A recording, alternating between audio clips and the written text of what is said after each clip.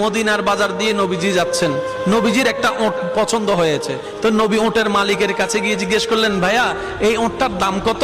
ওই দামাদামি হলো, নবী সে দামে কিনতে রাজি হলেন, কিন্তু নবীর কাছে তখন অর্থ ছিল না। তখন নবীজি ওনাকে বললেন, আপনি আমাকে ওটটা দেন, আমি এখন গিয়ে আপনার সেই প্রাপ্যটা পাঠিয়ে দিচ্ছি। ওটের মালিক ওনাকে ওটটা দিয়ে দিলেন।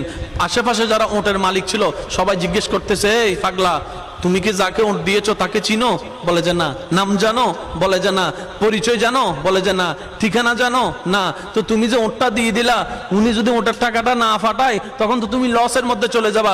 সে ওটের মালিক বলে, এত সুন্দর নুরানি চেহারাওয়ালা কখনো বাটপার হতে পারে না, কখনো চিটার হতে পারে না, কখনো মিথ্যুক হতে পারে না।